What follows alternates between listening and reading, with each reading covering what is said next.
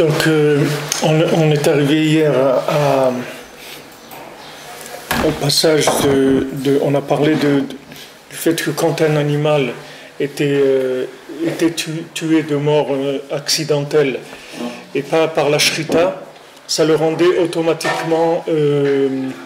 automatiquement impur, d'accord? C'est-à-dire impur, interdit à la consommation. Alors maintenant, on voit que la Torah, elle nous a parlé de l'animal, de l'animal qui a été dévoré ou déchiré ou déchiqueté, en termes généraux, pour définir la mort d'un animal qui n'aurait pas été tué par la shrita. C'est-à-dire qu'un animal qui soit tué autrement que par la shrita, c'est-à-dire qu'il soit tué par, je ne sais pas comment il est tué à l'époque, par des charges électriques ou par un coup sur la tête, ou je ne sais pas comment il tue, mais en tout cas tout ce qui n'est pas tué par la shrita, ça s'appelle déchiqueté et dévoré. Pourquoi? Parce que c'est du moment où il n'y a pas eu la mort n'a pas été donnée par un homme avec la méthode que Hachem a demandé, alors à ce moment-là, cet animal, il est inclus dans l'impureté, dans le mensonge, dans le négatif. Donc ça va être comme on a vu hier, une généralité, c'est-à-dire étendue à tout le système, puisque maintenant dans notre vie, ce qui va pas être fait par l'homme, c'est-à-dire où l'homme n'a pas fait quelque chose pour pouvoir faire le tri dans la situation. Je vous donne un exemple. Par exemple, Hannah, elle n'avait pas d'enfant, d'accord? Maintenant, elle a mis du temps, des années à pleurer et tout, bien que son mari Elkana lui disait mais pourquoi tu te fais du souci, etc.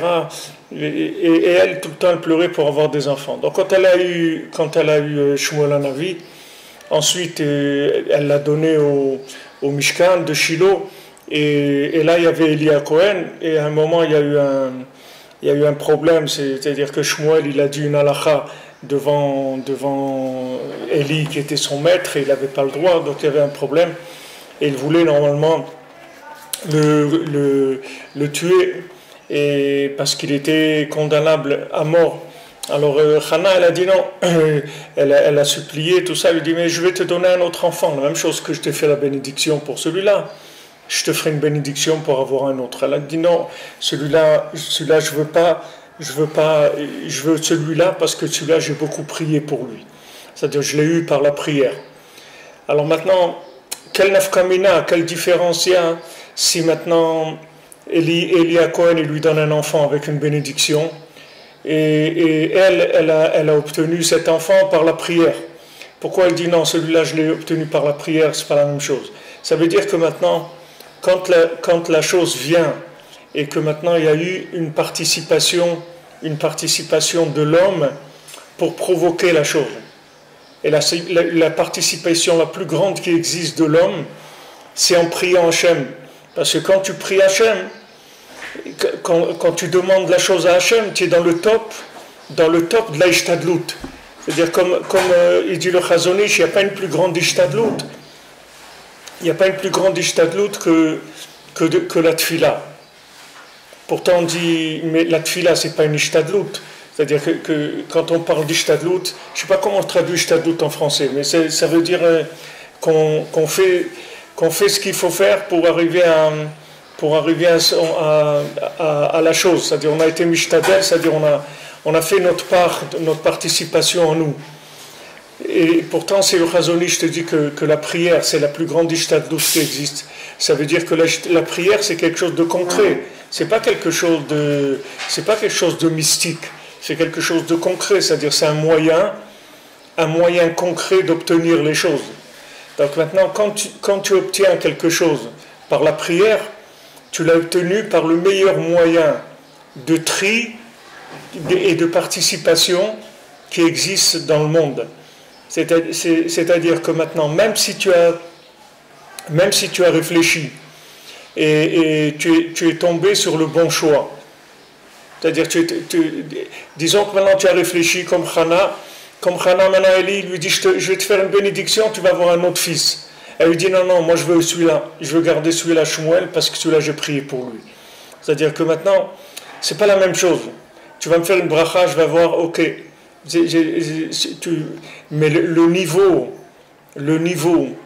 de révélation, c'est-à-dire le niveau de yichud, de révélation de cet élément-là, là ça c'est un enfant, mais le niveau de révélation, c'est-à-dire de tri dans le tahor, dans le pur, le niveau de pureté vers la sainteté de l'enfant, elle va dépendre de combien les parents ils ont prié.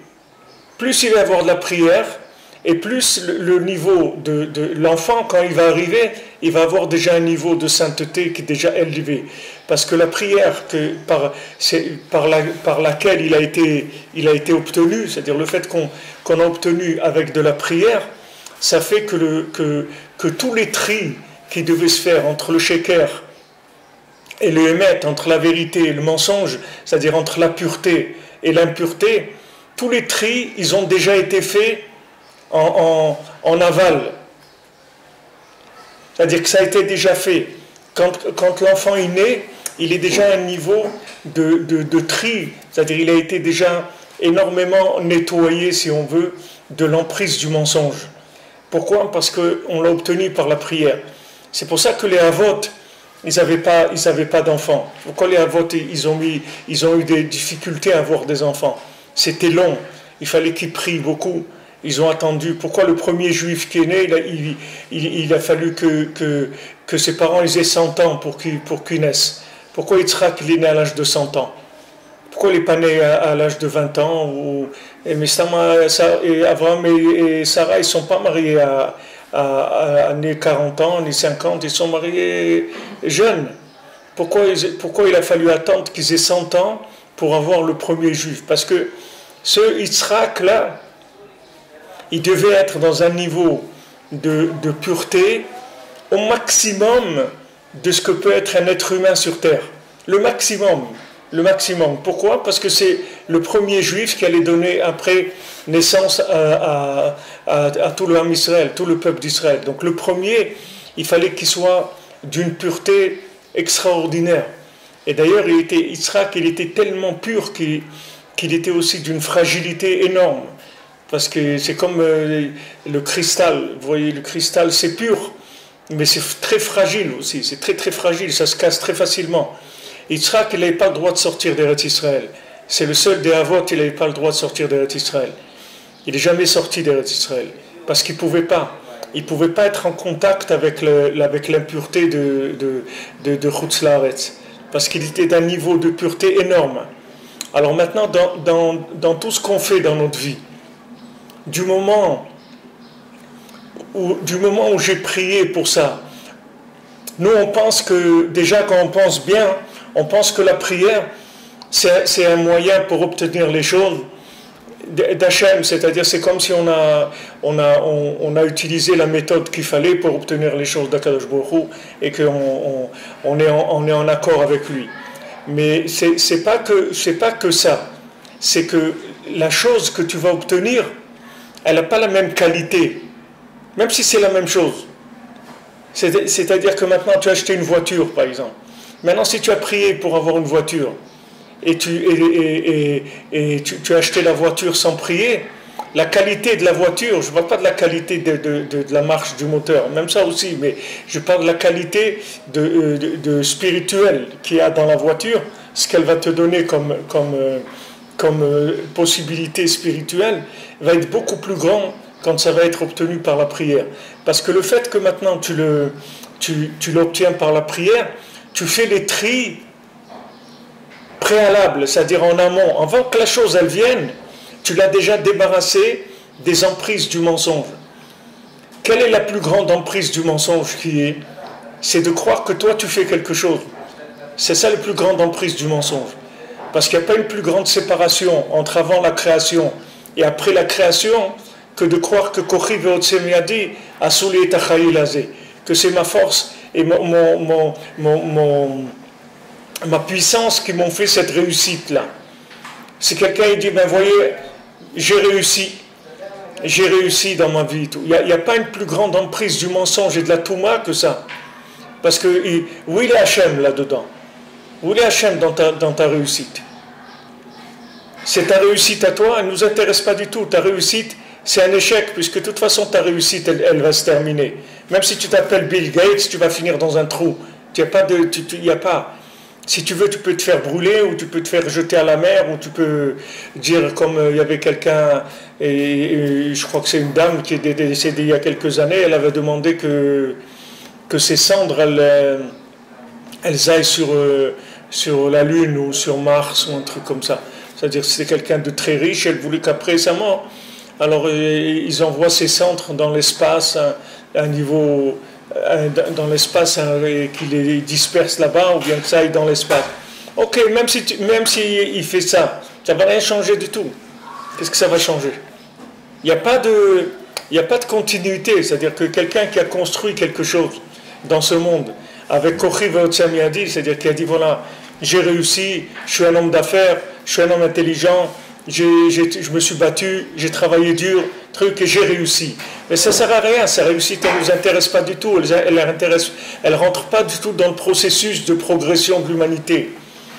La seule chose qui rentre dans le processus de progression de l'humanité, c'est la réussite d'Hachem. C'est quand Hachem y réussit. Et quand Hachem y réussit à travers moi. Et comment Hachem y réussit à travers moi? La meilleure méthode, c'est quand tu pries pour les choses.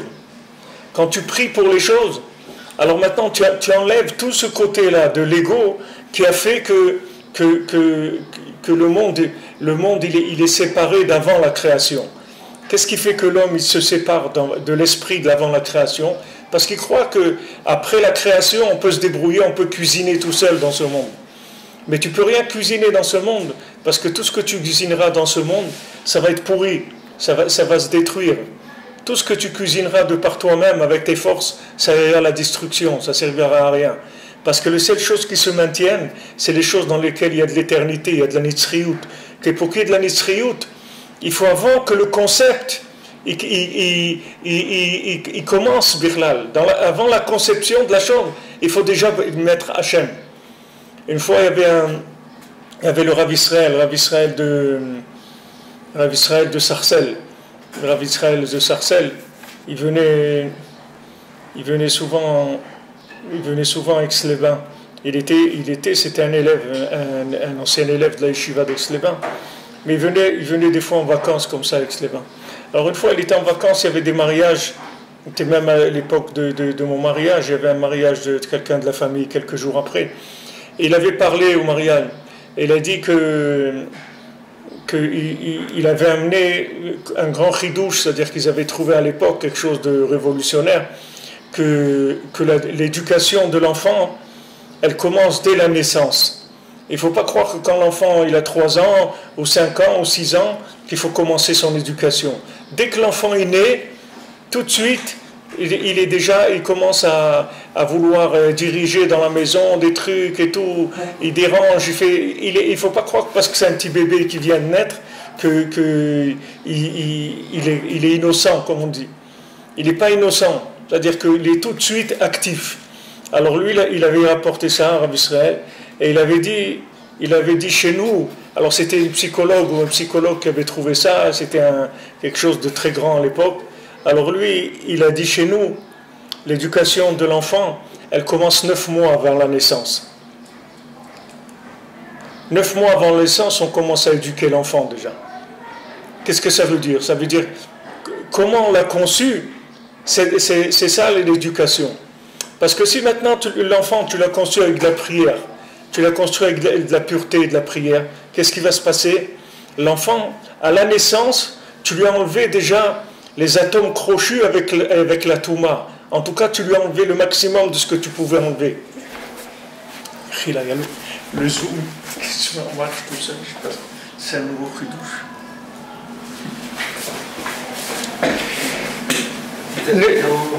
neuf mois avant, c'est-à-dire qu'au moment de la conception, et avant les 9 mois, quand tu as prié pour avoir un enfant, et que tu as prié que cet enfant, ça soit un révélateur d'Hachem, parce que n'importe quel enfant qui naît, Rabbeinu dit que c'est un révélateur d'Hachem, puisque c'est la vie. La vie elle-même, c'est la révélation d'Hachem. Le fait qu'il y a une nouvelle vie qui vient, ça même c'est une révélation d'Hachem.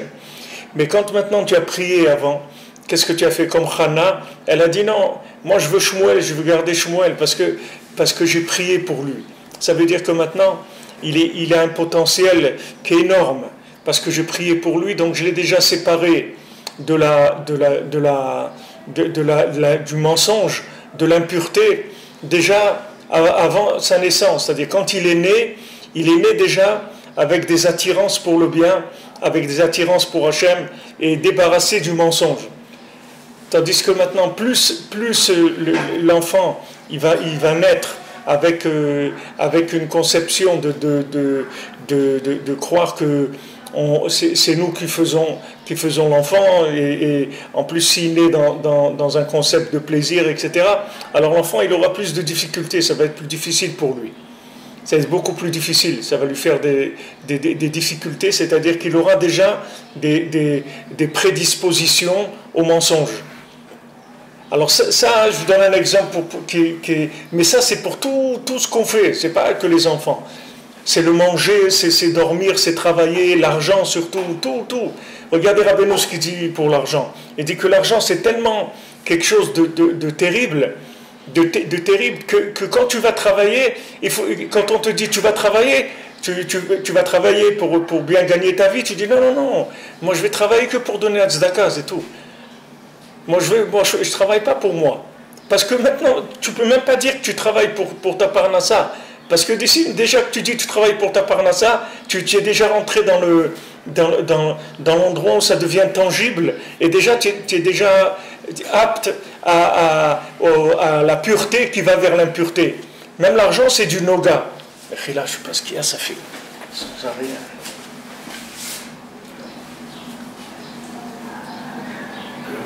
Si vous pouvez trouver un bout de scotch et le mettre ce bouton-là par là.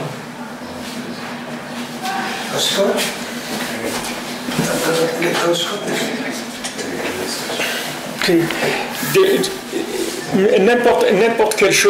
N'importe quelle chose qu'on va faire, si maintenant on prie, ça veut dire que on est entièrement, cette chose-là, on la fait dépendre entièrement d'avant la création.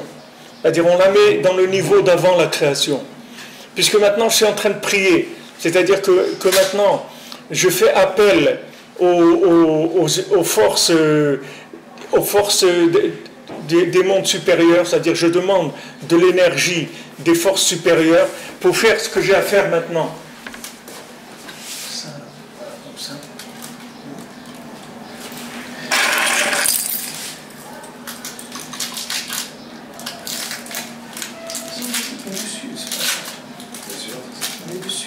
Juste que ça tienne par là. Il faut pousser le truc en même temps. Voilà, merci.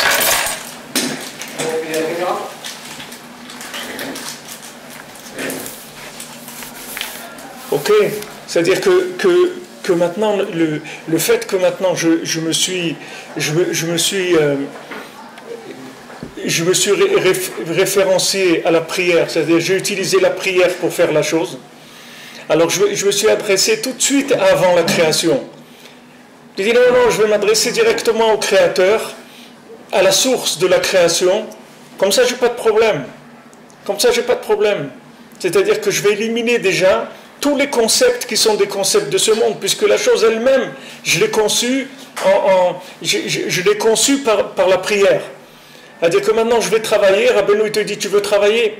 Très bien. Tu veux savoir quel est le tikkun du travail, les kavanotes du travail, qu'est-ce que tu vas penser quand tu vas aller travailler? Tu dois dire voilà, moi je vais travailler, et tout ce que je fais dans mon travail, tout ce que je vais dire, tout ce que je vais faire, tout déplacement que je vais faire dans mon travail, je n'ai qu'une seule intention, c'est donner la tzedaka. Et si tu fais pas ça, tu vas tomber dans Kochivot Samyadi.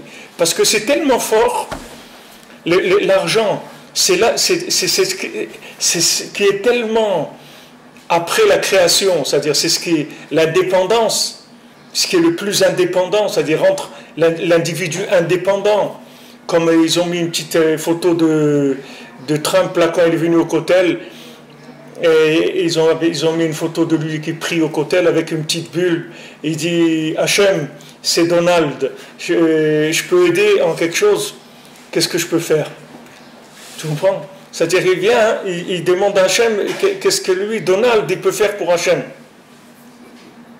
Parce que c'est des gens qui ont tellement d'argent qu'il ne peut plus imaginer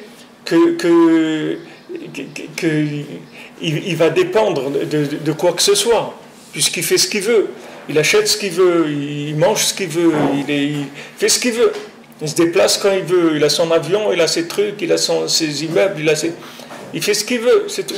Donc l'argent c'est là où il y a le koach le plus fort de déviation. C'est-à-dire dès que la personne a de l'argent, sa tête elle commence à changer tout de suite. Dès que la personne a de l'argent, qui comme on dit,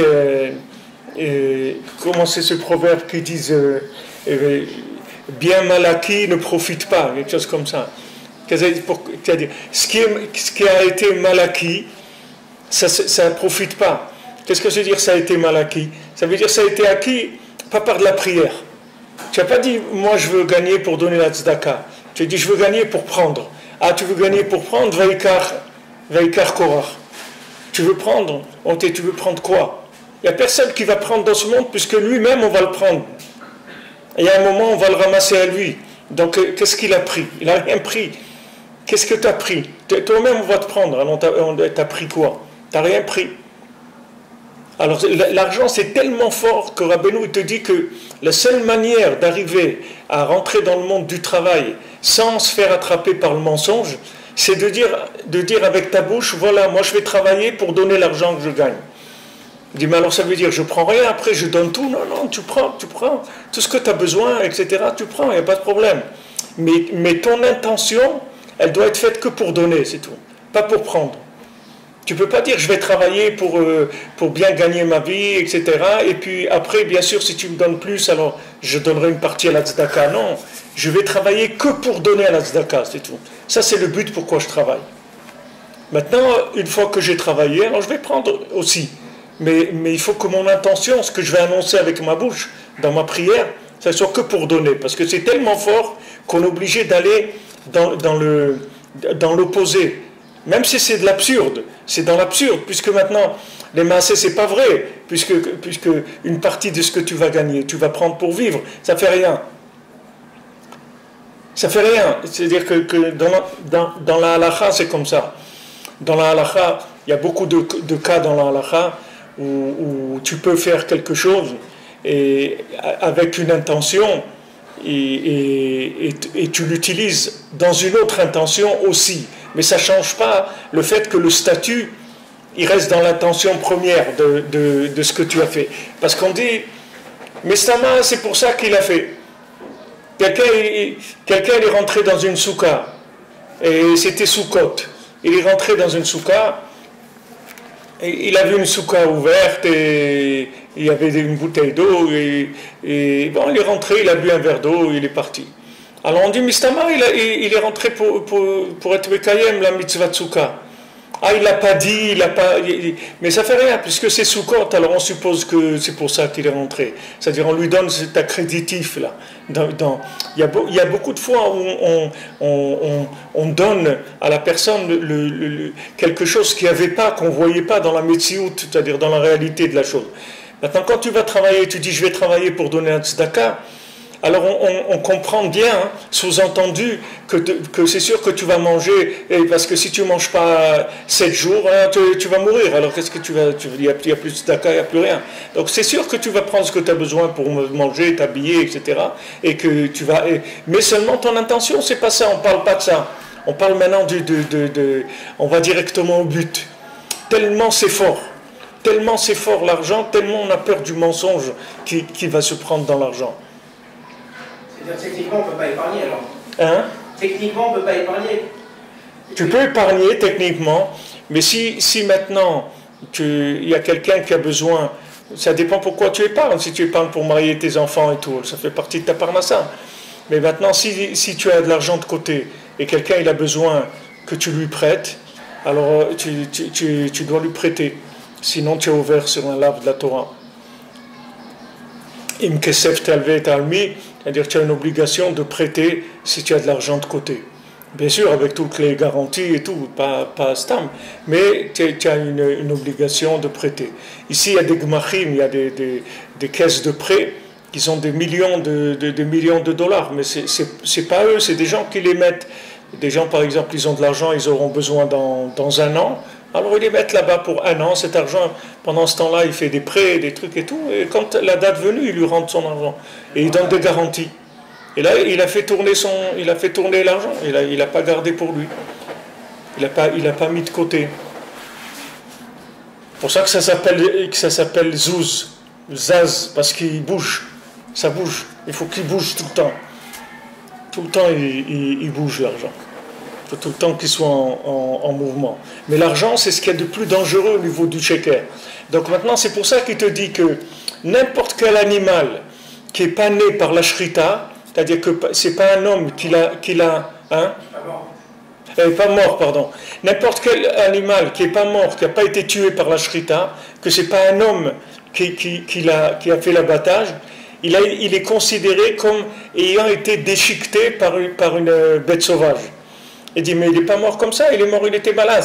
La vache, elle est tombée malade, elle est morte, c'est tout. Il dit non, le lachon de la Torah, il te dit que si tu trouves maintenant Bassar Nevela, Trefa, Bassadé, dans le champ, alors ça s'appelle Trefa, ou Bassar Bassadé Terefa Lotochelu. N'importe quelle viande que je vais trouver dans le champ, dehors, c'est-à-dire qui sera morte autrement que par la shrita, elle est considérée comme dévorée par un animal sauvage. Pourquoi la Torah, elle te dit ça? Elle emploie ce mot. Parce que maintenant, quand on parle des chayot qui sont torfotes, on parle des gens, des hérétiques. Quand on parle des hérétiques, on parle des animaux qui dévorent. C'est-à-dire que les hérétiques, les philosophes, tous les gens qui ont développé des idéologies, que ces idéologies-là, ce sont des idéologies qui ne tiennent pas compte d'Hachem et qui ne mettent pas Hachem en avant dans leur fonctionnement, ça s'appelle des bêtes sauvages qui dévorent le monde. Ils déchirent le monde. Ils déchirent les individus en leur apprenant à vivre en autonomie, en indépendance. Ils essayent de rendre les gens indépendants d'Hachem. Et quand quelqu'un il devient indépendant d'Hachem, il s'appelle mort. Parce que c'est ça ce qui s'appelle mort. C'est ça que Hachem il a dit à Adam Arishon, le jour où tu vas manger, tu vas mourir. C'est-à-dire que tu vas devenir indépendant, tu vas comprendre des choses, donc tu vas imaginer que tu n'as plus besoin de moi. Puisque maintenant tu comprends, donc tu peux te débrouiller tout seul. Et donc ce jour-là, le jour où tu crois que tu peux te débrouiller tout seul, alors tu t'appelles mort. Et tout ce que tu touches et tout ce que tu fais, ça s'appelle mort. Parce que tu crois que tu peux faire des choses tout seul. Tandis que maintenant, si tu sais que tu peux rien faire tout seul, comme David Ameller, il peut rien faire tout seul, il peut même pas vivre tout seul, il n'a même pas le droit à la vie normale, il faut que ce soit Adam Arishon qui lui donne 70 ans. Et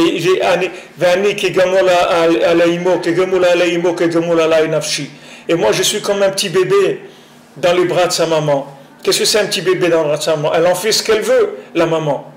Voilà, comme je vous ai dit, un papa et une maman, ils vont au cinéma, ils laissent les bébés dans la voiture, et après ils les retrouvent morts. Et ils ont été au cinéma, ils ont fait ce qu'ils ont voulu, ils ont tué leurs enfants. Donc la maman, elle fait ce qu'elle veut du bébé.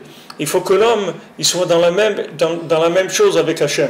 David Ameller, il dit voilà, moi je suis avec toi comme un bébé entre tes mains. Tu fais ce que tu veux de moi. Fais ce que tu veux de moi. Moi je suis incapable de faire quoi que ce soit sans toi. Donc c'est toi mon créateur, c'est toi qui entretiens ma vie, c'est toi qui dirige ma vie. Fais de moi ce que tu veux. Fais de moi ce que tu veux, c'est tout. Moi je sais rien. Moi je comprends rien à ce monde. Moi je suis rien. Moi je veux pas faire je veux pas faire Adam Arishon. Je veux pas faire celui qui comprend et qui fait des choses et tout. Moi je comprends rien et je sais rien et je sais pas ce qui est bien pour moi. Je comprends rien du tout. Je me mets entièrement entre tes mains. Et celui-là, vous voyez, qui se présente comme un handicapé 100% par rapport à ce monde, c'est-à-dire il est capable de rien. Celui qui a la conscience qu'il est capable de rien, il devient le plus grand capable de tout le monde puisqu'il devient le Mashiach. Il devient le Mashiach ben David, il devient le Mashiach, David Ameler.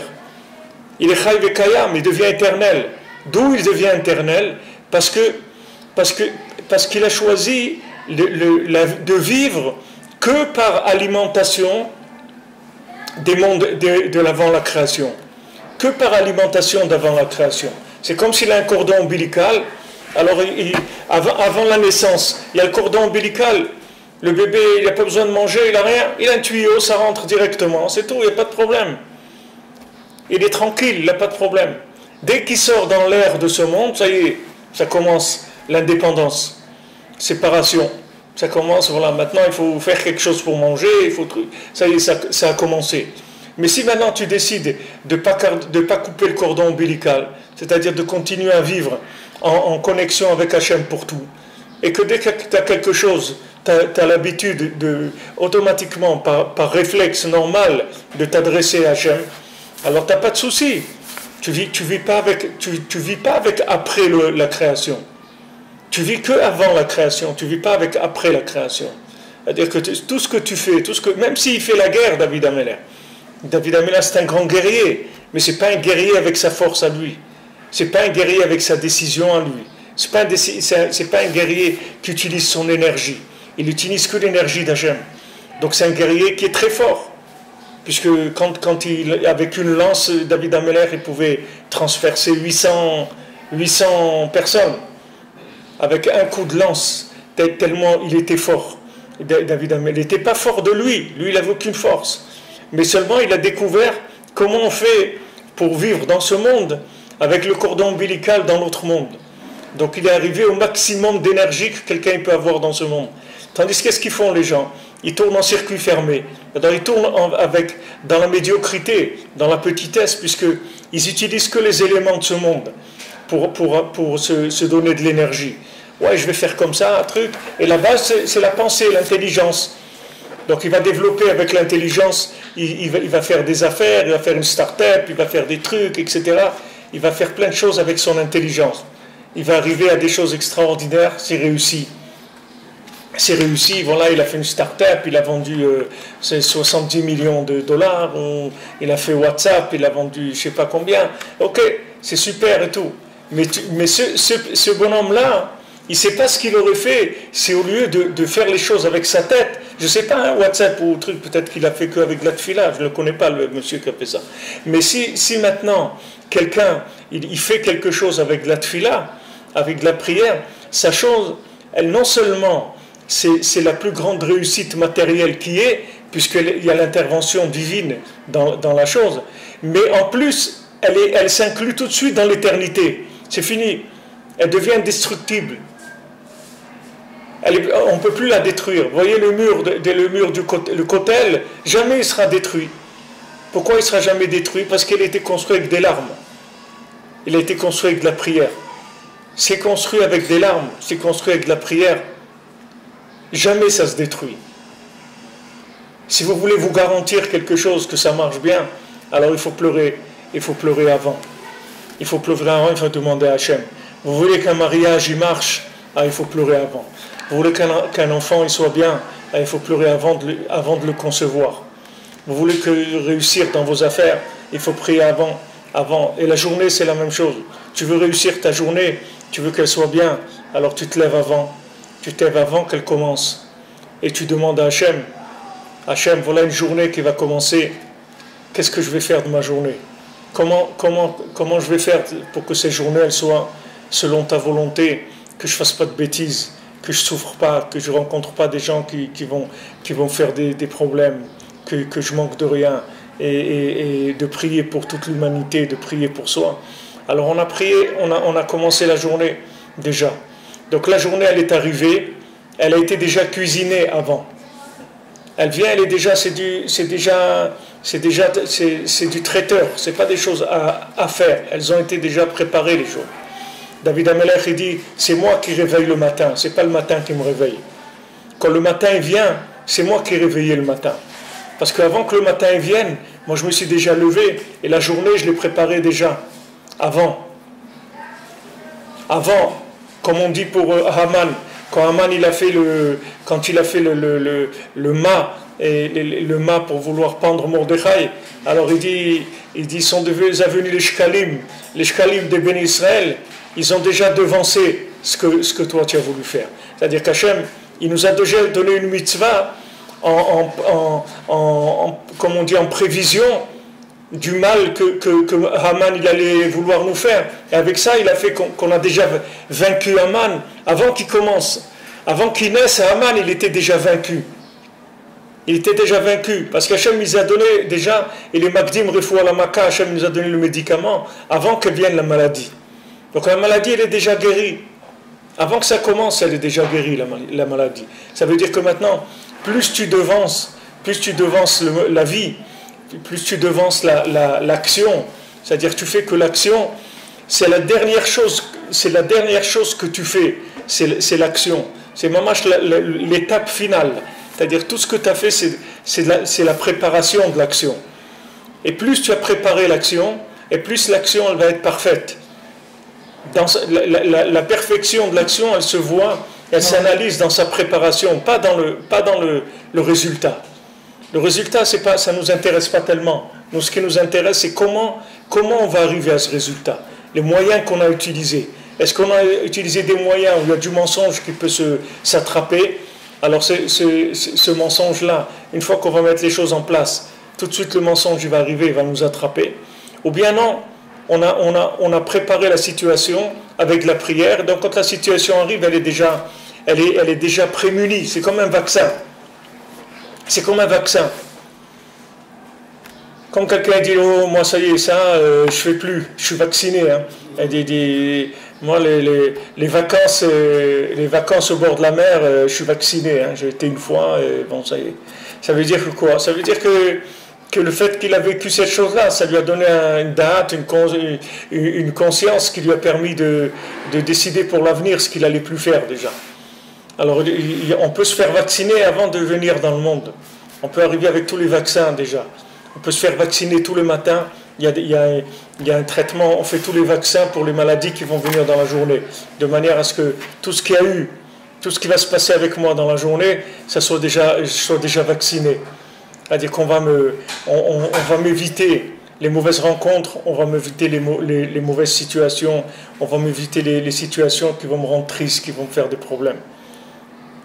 Rabbeinu, il a dit à sa fille, à Sarah, une fois elle est venue, elle a dit à Rabbeinu, j'ai un problème avec ma femme de ménage, là, la servante à la maison. Alors Rabbeinu lui a dit, pourquoi le jour de la choupa, le jour où tu t'es marié, tu n'as pas prié pour ça? Pourquoi le jour du mariage, tu n'as pas prié pour ça? Pourtant, elle était loin des années et des années après son mariage. Ce n'est pas que ça faisait une semaine qu'elle était mariée. Elle était déjà... Mais pourquoi? Parce que Rabbeinu, il a dit, regarde, il y a des moments où toute la vie, elle se trouve dans ce moment-là. Toute ta vie entière, elle se trouve dans le jour où tu vas te marier. Toute ta vie entière. Le jour de ta choupa, on te pardonne toutes tes fautes. On t'enlève tout. Et ce jour-là, tout ce que tu vas demander, ça va être accepté. Toutes les prières que tu vas faire. Alors prends du temps ce jour-là. Ne passe pas la journée à tourner avec les copains, à faire le fou, aller boire du whisky ou des trucs. Prends-toi des heures et mets-toi de côté et prépare ta vie. Tu as quelques heures pour préparer ta vie entière dans le microcosme de ta vie. Et après, ce que tu auras fait comme prière ce jour-là, tu es sûr que tu as arrangé toute la vie. C'est-à-dire tout ce que tu vas voir dans ta vie, tu l'as réparé déjà. Avant de commencer. Et il y a des moments comme ça qui sont propices. Ils sont propices, pourquoi? Parce qu'ils sont inclusifs. Il y a des moments qui sont exclusifs. Le Shabbat, il est inclusif. La nuit entre Chatzot et le matin, et l'aube, c'est des moments qui sont inclusifs. Toute la journée, elle se trouve en potentiel dedans. Toute la journée, l'embryon de la journée se trouve dans ce moment-là. Donc si maintenant tu traites l'embryon comme il faut, c'est fini. Après la naissance, tout ça, tu n'as même pas besoin de t'occuper de rien du tout. Tu roules, c'est tout. Après, tu t'occupes de rien. Vatakom, ve'odlaïla, vatiten teref le bêta. Et elle s'est relevée quand il faisait encore nuit. Elle a donné à manger à sa maison. Elle a donné à manger à sa maison. Qu'est-ce que ça veut dire? Ça veut dire qu'elle s'est levée déjà quand il faisait nuit. Elle a déjà préparé le manger de sa maison. Elle n'a pas besoin qu'il fasse jour pour commencer à préparer le manger. Le manger, ça veut dire tout ce qu'il va avoir besoin dans la journée. Alors c'est déjà levé, ça veut dire la malchout d'Hachem, la shrina, les tzadikim, ils sont déjà levés avant. Ils sont déjà levés avant. C'est pour ça que Rabbeinu dit que celui qui, c'est pas que Rabbeinu qui dit ça, tous les tzadikim ils disent ça. Celui qui se lève à Chatzot, celui qui se lève au milieu de la nuit et qui prie, il devient un prêteur universel, c'est-à-dire qu'il prête la vie au monde.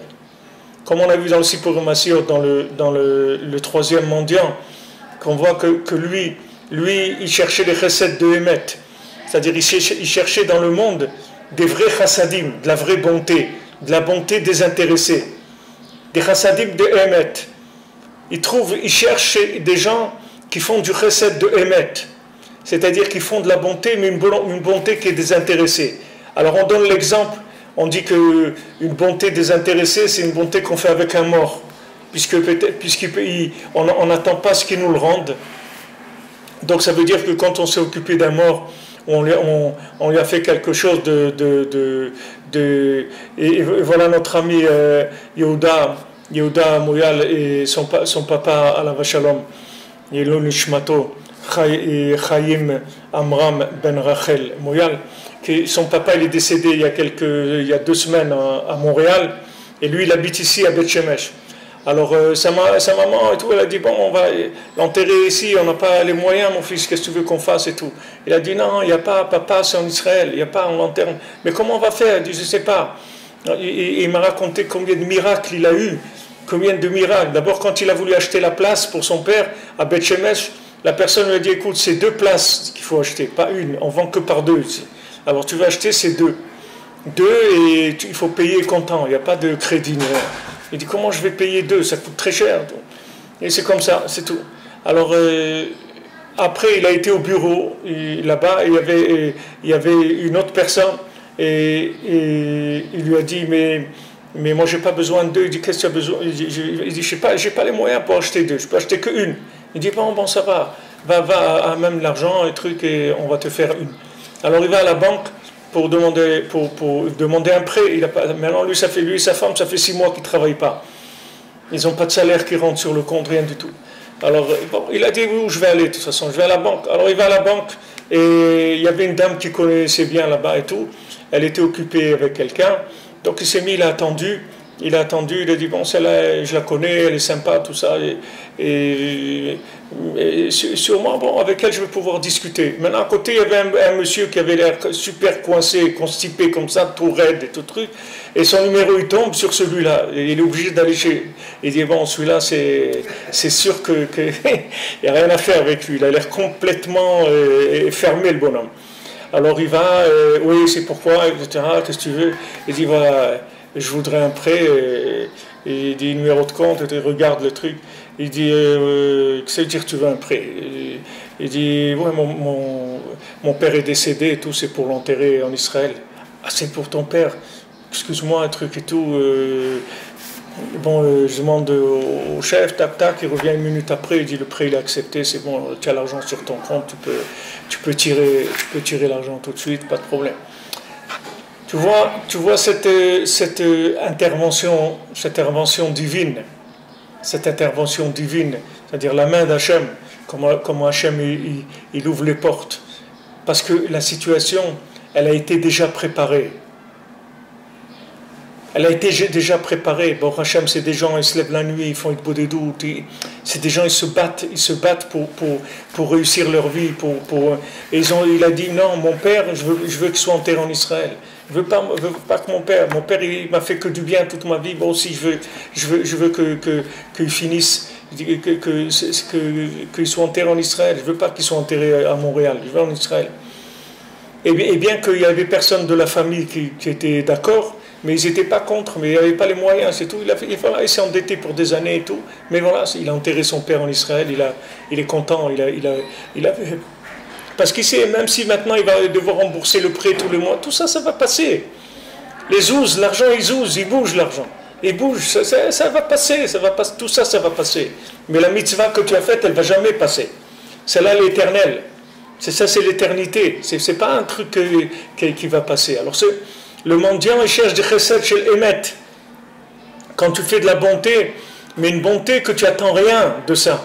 Tu fais une chesed, la bonté, tu connais pas la personne que tu as aidé, tu as donné une tzedaka, tu sais pas qui ça va, tu n'as pas de rapport avec lui et tout, pour qu'après il va te faire des sourires jusque-là, etc. Tu connais pas, tu sais rien. Tu donnes, tu es complètement désintéressé. À ce moment-là, le mendiant, il prend ce chesed chez l'Emet, ces chesed de Emet, et il donne de la vie au monde avec ça. Avec ça, il obtient un jour de plus pour accréditer l'humanité. Parce que si maintenant, on se réfère aux tribunaux qui est en haut, le monde, il ne pourrait pas vivre un jour. Il n'y a pas, si les tribunaux jugent le monde avec ce qui se passe dans le monde, c'est sûr que le monde, il n'a pas le droit à l'existence, d'après la majorité des gens qui sont sur Terre. Mais il y a des gens qui tirent les ficelles d'éléments qui sont au-dessus de tout ce que les gens ils peuvent faire comme bêtises. Tout ce qu'ils peuvent faire comme bêtises, tous les jugements qu'il peut y avoir, il y a des gens qui tirent les ficelles pour arriver à adoucir la rigueur qu'il y a sur le monde. Comment ils adoucissent la rigueur du monde? Par le désintéressement, par le fait qu'ils font des choses désintéressées. Du moment où il fait des choses désintéressées, ça veut dire qu'il ne veut pas exploiter la chose. Il ne cherche pas à exploiter la chose. Il cherche à faire une chose, que cette chose-là, elle va aider le monde, c'est tout. Elle va aider Hachem dans son monde, que Hachem il voit qu'il est de la satisfaction de sa création, et il va aider les créatures. Alors ça, c'est ces gens-là qui font du chesed, des Echel Emet. Celui qui se lève la nuit, il fait Tikkun Chatzot, il prie pour la reconstruction du temple. Alors celui-là, il fait que le monde entier lui est redevable de son existence. Que l'existence du monde, elle dépend de lui.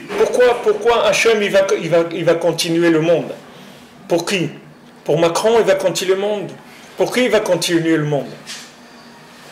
Pour qui? Pour qui Hachem, il va faire continuer l'affaire qu'il a montée? De ça, il a besoin. Pour les homos, pour les trucs, pour la souffrance, pour le vol, pour le mensonge, pour la politique, pourquoi il va, pour la consommation, pourquoi Hachem il va continuer son monde? Il y a 24 tribunaux dans le ciel qui jugent sans arrêt, sans arrêt, sans arrêt. Vous croyez que le monde il est efker, le monde il est abandonné? Le monde il n'est pas abandonné. Tout est jugé, toute pensée, toute parole, tout acte est jugé en permanence. De tous les individus, 24 heures sur 24. Donc vous croyez, en haut, les tribunaux, ils sont pleins, ils sont chargés complètement. Donc qui est-ce qui va adoucir ça? Qui est-ce qui va adoucir ça? C'est quelqu'un qui fait quelque chose de gratuit. Qu'est-ce qu'il fait de gratuit? Il se lève la nuit, il dit Hachem, tu sais, j'ai de la peine pour toi. Pourquoi tu as de la peine pour moi? J'ai de la peine parce que ta maison, elle a été détruite. Et tu n'as pas de maison. Si tu avais une maison ici, alors tu vivrais parmi nous. Et tout le monde te verrait, ça serait différent, etc. Alors quand Hachem il voit qu'il y a des gens qui se lèvent la nuit pour consoler Hachem sur la destruction de sa maison, ça enlève toute la rigueur qu'il y a de tous les tribunaux d'en haut. Parce que ça, il n'y a aucune obligation de le faire d'après les lois d'après le Shulchan Aruch, c'est la première chose qu'il faut faire. Si tu prends dans l'Hilchot Hashkamat Boker, qu'un homme, le matin, il doit se lever avant, il doit se lever avant le jour, il doit faire Tikkun Chatzot, c'est la première halakha du Shulchan Aruch. Mais disons que les gens, comme le Yetzer Hara aussi, c'est sûr que celui qui se lève la nuit et tout, il n'y a pas de végétariat là-dedans. Il ne peut pas monter sur la scène. Il n'y a personne dans le théâtre ni dans le truc. Il n'y a pas de scène. C'est un truc intime, c'est un truc personnel, un rapport personnel avec Hachem. Ces gens-là, C'est eux qui adoucissent la rigueur du monde.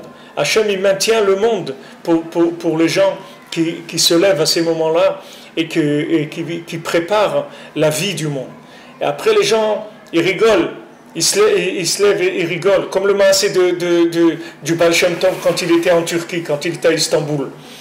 Il y avait un décret à Istanbul qu'ils avaient fait les ministres avec le roi et ils avaient décidé de tuer tous les juifs de la ville. Mais comme la maman du roi, elle aimait beaucoup les juifs, donc tous les ministres et tout, ils ont dit il faut que ça reste secret et il faut que ça reste secret, que personne ne le sache, sinon ils risquent d'aller chez la maman du roi et ça risque de changer le plan. Mais parmi tous les ministres, il y avait un qui était proche de la communauté, qui aimait les juifs, donc il a averti le chef de la communauté et lui a dit regarde, débrouillez-vous, mais sachez qu'il y a un décret comme ça et dans quelques jours ça va passer. Et ça c'était le soir du Seder, le soir de Pessah qu'il a eu ça. Et maintenant le Baal Shem Tov, il était là-bas, il était en train de faire le Seder. Alors il était en train de chanter dans le Seder Aoseh niflaot gdalot levado leolam chasdo, que Hachem il fait des merveilles, des grands miracles extraordinaires, tout seul, sans aucune participation, parce que sa bonté, elle est éternelle. Et il était dans ce passage, il répétait ce passage-là. Il répétait. Il chantait et répétait ce passage. Alors les dirigeants de la communauté, ils sont passés par cet endroit et ils ont entendu le Baal Shem Tov qui chantait ça. Alors ils ont dit entre eux, ils ont dit si ce juif-là, il savait qu'est-ce qui était en train de se manigancer contre la communauté juive, il ne serait pas en train de chanter comme ça. Bon, ils ont fait cette réflexion et continuent. Ils sont arrivés chez la reine, c'est-à-dire c'est la mère du roi, et ils lui ont dit voilà ce qu'il y a et tout. Alors elle a dit ok qu'elle allait s'en occuper. Donc elle a été au milieu de la nuit, elle a réveillé son fils, le roi qui était roi maintenant. Elle lui a dit tu sais, j'ai rêvé de ton père, il est très très en colère contre toi et il a dit que toute notre descendance elle va être déracinée. Il dit ah bon, mais j'ai rien fait et tout. Il dit c'est pas possible. Alors il lui a dit voilà, j'ai fait ça. Il dit non, ça ne suffit pas. Tu as dû faire quelque chose de terrible, que voilà maintenant toute notre famille elle va disparaître. Alors il lui a avoué, il lui a dit j'ai fait un décret sur les juifs. Tu lui dis mais tu es fou, tu sais pas que tu vas commencer avec les juifs. Annule tout de suite ça, tout de suite, vite, va, cours, annule. Alors il a annulé le décret, etc. Comme ça donc la chose s'est réglée. Maintenant quand les gens de la communauté sont revenus, ils sont repassés par le même endroit, le Baal Shem Tov il était toujours dans le même endroit de la Haggadah, il était en train de dire Aoseh niflaot gdalot levado leolam chasdo. Alors eux, ils ne savaient pas que tout ce qui s'est passé, c'est lui qui l'a fait pendant qu'il chantait, tu comprends? Eux, ils croyaient qu'eux, ils ont fait leur travail, ils ont été voir la reine, ils lui ont parlé et tout, mais que maintenant la chose, elle s'est faite comme ça. Ils ne savaient pas que c'est lui pendant qu'il chantait. Il dit que Hachem, toi, tu fais des merveilles, des grandeurs tout seul, sans que personne n'intervienne. Ça, c'est la même chose. C'est-à-dire, tu vois des gens comme ça, tu vas au cotel la nuit, tu vas voir des ploucs, des gens, ils sont un peu comme ça, un truc comme ça, ils sont là-bas, assis par terre, ils font du kulchatzot, ou tu fais ça, un truc et tout. Et toi, tu vois ces gens-là, tu dis, bon, les pauvres, qu'est-ce que tu veux? Ils ont rien à faire dans leur vie, ils ont de l'insomnie, ou je sais pas, alors ils viennent comme ça, tu les vois, ils ont des chaussures le gars il chausse du 40, il a des chaussures de 45, et quand il marche, son pied, il a 10 cm d'avance sur la chaussure. Et le manteau il est grand, le chapeau il est comme ça et tout. Toi tu sais pas que que la tour de Donald Trump et l'autre et tout, tous ces gens-là, et tout ce qu'il y a c'est sur le dos, c'est lui qui finance ça. Mais ça se voit pas, c'est tout. Quand tu le vois, tu sais pas que c'est lui qui tire les ficelles du monde. Tu sais pas. Lui, qu'est-ce qu'il a fait? Il s'est levé à Khatzot, il a fait son tikkun Khatzot, il a fait un peu de bodédout, il a demandé à Hachem, etc. Il dit voilà, reconstruis ta maison, j'ai de la peine, tu n'as pas de maison, etc. Avec ça, il a adouci toute la rigueur du monde, c'est-à-dire que maintenant, tout le monde lui devient redevable. C'est le vrai financier du monde. C'est-à-dire, il finance l'existence du monde. C'est-à-dire, toute la vitalité du monde, elle vient de lui. Comme le mendiant qui va chercher le chesed de Hémet. Il n'y a pas plus grande chesed chez Hémet que ça. Parce que jamais personne ne saura que tout ce qu'il a dans sa vie, ça vient du fait qu'un tel, il s'est levé la nuit et il a demandé à Hachem de reconstruire sa maison. Personne ne peut savoir ça. Personne ne peut voir le lien entre ça et ça. Donc tu peux être sûr que c'est Chesed chez l'Emet. C'est un Chesed de Emet, c'est-à-dire c'est une bonté qui est vraie. Il n'y a aucun intérêt là-dedans. Il n'y a aucun intérêt. Parce que la personne qui reçoit, qui va être sauvée grâce à ça, le fait que le monde est sauvé grâce à ça, tu n'as pas un rapport. Les gens ne sont pas conscients de ça. Donc ce n'est pas quelque chose que tu vas manger, tu vas avoir un intérêt quelconque. Tandis que le reste, ça rentre déjà dans la manipulation. Donc quand David Amelech il dit « Moi je me lève, moi je réveille le matin », ça veut dire c'est le monde qui me doit. C'est pas moi, je dois rien au monde. C'est pas le matin qui me réveille, c'est moi qui le réveille. Ça veut dire quand le monde arrive, moi je l'ai déjà préparé. Moi j'ai déjà préparé le manger avant que la journée elle commence. Le manger il est prêt déjà. C'est pas avec la journée que le manger s'est fait. Alors ça c'est